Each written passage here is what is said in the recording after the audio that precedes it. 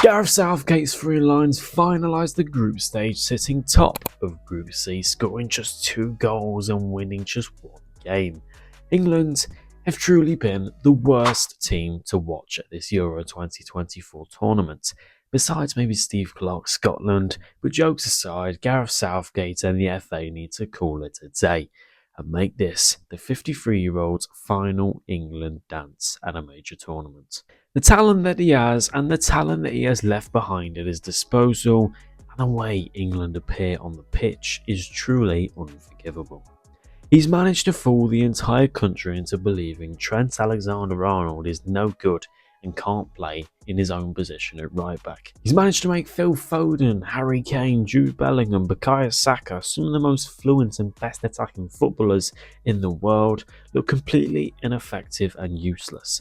He utilises players from Kieran Trippier, Phil Foden and Trent Alexander-Arnold out of position, setting them up for ultimate failure, whilst ignoring those or simply not taking those that do actually support those roles. I could go on all day and we'll delve more deeply into what's going wrong, but Gareth has implemented a structure, a shape, a sculpture that he envisions supports the players that he has, yet has completely left it at that. First, let's discuss his tactics. The shape looks to support the profiles we have, yet this is very confusing. Pickford, Walker, Stones, Guehi, Trippier. In the first few games, we saw Jordan Pickford play lots of long passes, which is okay. There's nothing necessarily wrong with that. He's got great range and power on his kicks. However, our shape when he plays long is formed for us to play out and beat the press, so this doesn't make too much sense at all. Kyle Walker. Overall, he's been fine, overlapping and coming inside, making a free with Guehi and Stones, but hasn't been very effective going forward at all. Guehi, fantastic, probably been our best player, brings the ball forward, two-footed, cool on the ball, reads the game brilliantly, and partners Stones very well.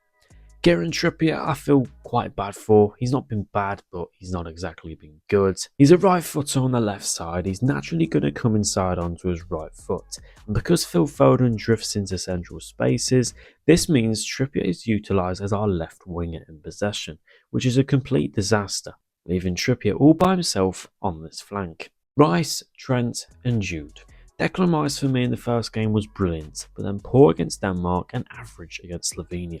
Rice has flourished best for Arsenal with the freedom to carry the ball forwards and enter those attacking spaces, showing influence in the final third. For me, I would love to see this more, as this gives us a more solid progressive outlet in the centre. Trent in midfield in the pivot with Rice has been set up for failure, and here's why.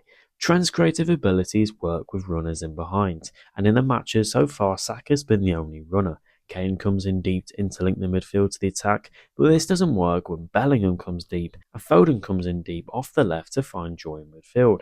For this to work, you need a Marcus Rashford and Anthony Gordon on the left to provide those runs. You need a left-footed left-back like Luke Shaw or even Tyrick Mitchell at home to hold that width, but also not to leave them isolated on that side and ensure you have threats thriving and link-up play on that side. By utilising Trent in his natural position at right back, you'd be giving him more time on the ball, allowing him to unleash his creative vision and find those runners and line-breaking passes to bring Harry Kane more into the game. But first of all, you need to actually utilise some runners in the attack. Southgate at the end of the Slovenia match was playing Foden, Bellingham and Palmer, with 0 attacking fullbacks, meaning we had 3 10s on the pitch who all looked to come inside with nobody holding width on the flanks. The truth is, you can't cram all of your best players into one team if it doesn't balance out. Wharton offers balance, Mainu offers balance, Gordon and any left-footed attacking left-back offers balance. Of course, many would argue a good manager will be able to make this work, but Southgate's team is struggling massively. The team isn't brave, the passing moves are repetitive and lead to absolutely nowhere. Against Slovenia, Southgate utilised Gallagher further forwards, almost attacking that final third with Rice sitting back. This didn't work, as you can tell by the half-time substitution of Kobbie Mainoo, but England are playing far too slow because the players are so far apart. Gallagher certainly isn't the answer. I think everyone knows this, everyone screams this, but isn't being helped by Southgate's flawed system. It doesn't work, isn't working and won't work. The plan is incredibly unclear. We have so many players coming deep into midfield that the shape becomes dysfunctional, because we struggle to progress and carry the ball up the pitch.